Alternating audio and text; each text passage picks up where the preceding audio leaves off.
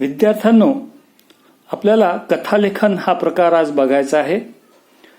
कथालेखन ही पद्धत कशी रूढ झाली? तर मनुष्य हा समाजशील प्राणी आहे. समाजात राहत असताना अनेक गोष्टींचा त्याला अनुभव येतो. तो अनुभव आपला दुसऱ्यांना कथन करतो किंवा आपल्या मनातले विचार व्यक्त करण्यासाठी तो इतरांना काहीतरी सांगत असतो. यातून कथालेखन हा प्रकार रूढ झालेला आहे. आता या कथालेखनाचे काही महत्त्वाचे मुद्दे आहेत बघा. दिलेल्या मुद्द्यांच्या आधारे कथेचे शीर्षक निश्चित करणे.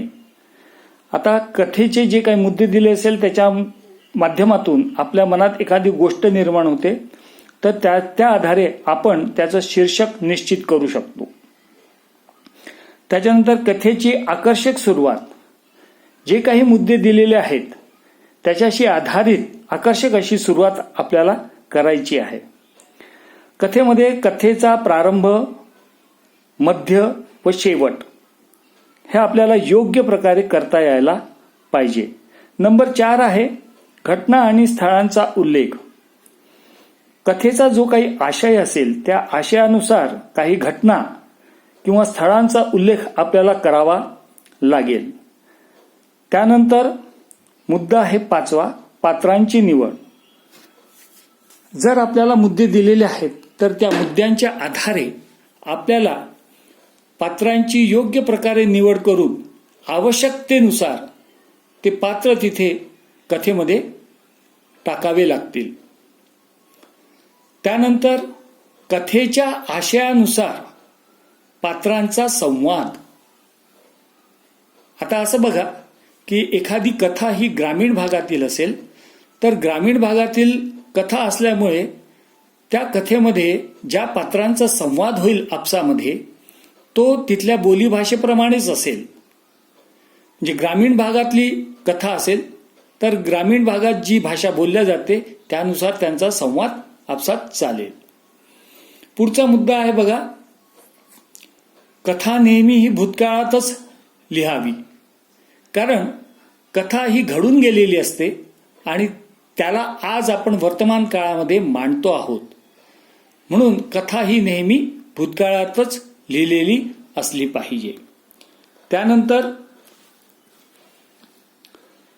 कथेतील बोध, संदेश, मूल्ये यावरून कथेचा शेवट करायचा.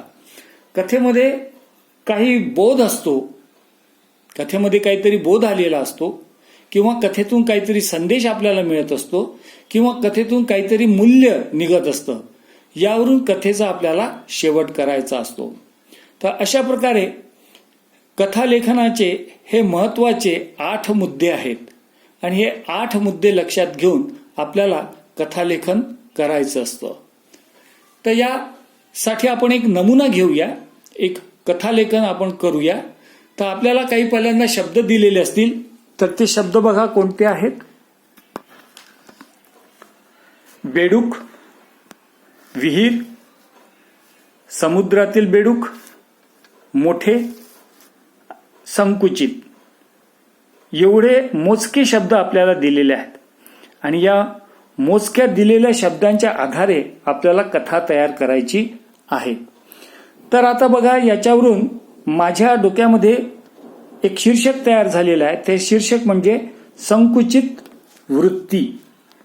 हे शीर्षक माझ्या मनामध्ये तयार झालं आहे आणि त्यानुसार मी खालील ही गोष्ट तयार केलेली आहे बघा. तर बघा, एका विहिरीत एक बेडूक राहत असे.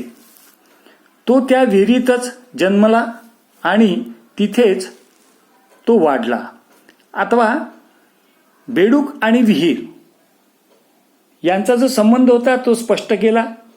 अजून काही ना काही त्याचा संबंध असेल आपसामध्ये त्या बेडूक आणि विहिरीचा, तर तो संबंध अजून थोडा आपण मांडू शकतो की बा तो रोज विहिरीतील छोटे किडे खात असे, त्यामुळे त्या विहिरीचे पाणी स्वच्छ ठेवले जायचे. अनेक वर्ष असेच चालले होते, है ना. आतापर्यंत आपण बेडूक आणि विहीर यांचा संबंध मांडला. याच्यामध्ये आपल्या 4 ते 5 ओळी गेल्या.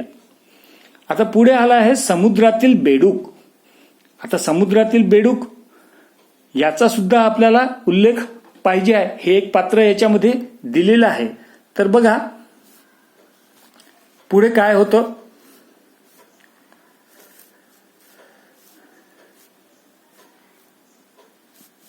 एके दिवशी समुद्रकाठी राहणारे एक बेडूक फिरायला निघाला आणि तो फिरता फिरता अचानक त्या विहिरीत येऊन पडला. विहिरीतल्या बेडकाने त्याला विचारले, कुठला रे तू राहणारा? म्हणजे पहा आता त्यांच्यामध्ये आपसात संवाद सुरू झाला आहे. मी समुद्राच्या काठावर राहतो. फिरता फिरता अचानक या विहिरीत येऊन पडलो.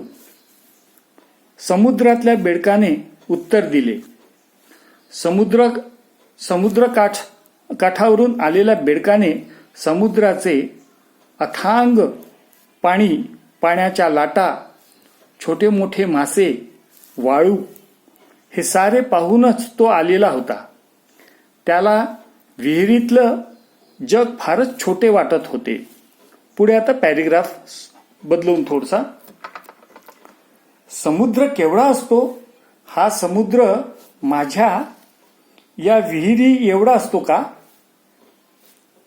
विहिरीत राहणाऱ्या बेडकाने विहिरीच्या एका काठापासून दुसऱ्या काठापर्यंत ऐटीत उडी घेऊन विचारले, मित्रा, तुझ्या या पिटुकल्या विहिरीची तुलना समुद्राशी होऊच शकत नाही. समुद्र हा केवढा अफाट, अथांग, विशाल आहे की त्यासमोर ही विहीर अगदी नगण्य आहे. विहिरीतला बेडूक चिडून म्हणाला, अरे जा रे जा, म्हणे मोठा आहे समुद्र. अरे माझ्या विहिरीपेक्षा दुसरे काही मोठे असूच शकत नाही. चलनिगीतून जा त्या आपल्या समुद्रात. विहिरीपेक्षा काही मोठे असू शकते हे त्या बेडकाला मान्य नव्हते. समुद्रकाठचा बेडूक त्याला म्हणाला, मी कुठे इथे राहायला आलोय, पण मी जशी तुझी विहीर पाहिली तसे माझा समुद्र पाहायला तुला यावेच लागेल. विहिरीची मालकी तो कुणाही सोबत वाटून घ्यायला तयार नसल्यामुळे तो समुद्र पाहण्यासाठी नाईलाजाने तयार झाला. थोड्याच वेळात समुद्रकाठावर पोहोचले. अथांग पाणी बघून तर विहिरीतला बेडूक अवाक झाला. समुद्रातल्या मोठ्या फेसाळ लाटा बघून तर त्याची घाबरगुंडीच उडाली. कसा बसा धापा टाकत तो आपल्या विहिरीत येऊन दडून बसला. तात्पर्य, मित्रांनो, संकुचितता आपल्यात दुही निर्माण करत असते, भांडण्याचे कारणही बनते, श्रेष्ठ व कनिष्ठतेचा भाव निर्माण करते. त्यामुळे संकुचित दृष्टिकोन सोडून व्यापक दृष्टिकोन नेहमी बाळगावा. तर अशा प्रकारे ही कथा इथे मी तयार केलेली आहे. या कथेमध्ये आपल्याला जे पात्र दिले होते, जे शब्द दिले होते, त्यानुसार ही कथा मी तयार केलेली आहे. बेडूक, विहीर, समुद्रातील बेडूक आणि मोठे आणि संकुचितता असे शब्द दिलेले होते. या शब्दांचा परस्पर संबंध मी लावून ही कथा तयार करण्याचा प्रयत्न केलेला आहे. अशी कथा तुम्ही सुद्धा लिहू शकता. फक्त आपल्याला हा संबंध एकमेकांशी जोडता यायला पाहिजे. थोडा विचार केला तर आपण निश्चित हा संबंध जोडू शकतो.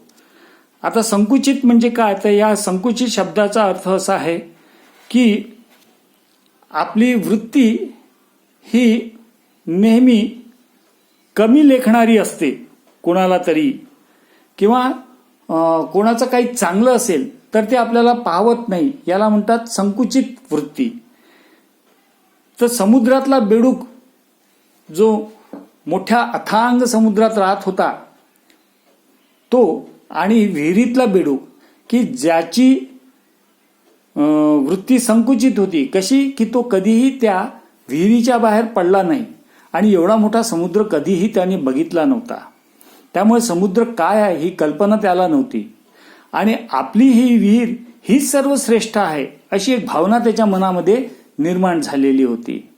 त्याच्यामुळे इतर दुसरं काही बघण्याची त्याला गरज वाटत नव्हती, किंवा कोणाचं काही चांगलंही यापेक्षा असू शकतं ही कल्पना सुद्धा त्याच्या मनात नव्हती. तर याला म्हटलं गेलेलं आहे संकुचित वृत्ती. आणि अशी ही संकुचित वृत्ती या बेडकामध्ये असल्यामुळे त्याने त्या समुद्रातल्या बेडकाला किंवा त्याच्या समुद्राला निम्न दर्जा देण्याचा प्रयत्न केला. पण अशा प्रकारे ही गोष्ट मी तयार केलेली आहे. तुम्ही सुद्धा करू शकता. तुम्हाला मी सुद्धा काही मुद्दे देईल, काही शब्द देईल, त्यावर तुम्ही सुद्धा एखादी गोष्ट तयार करू शकता. ठीक आहे.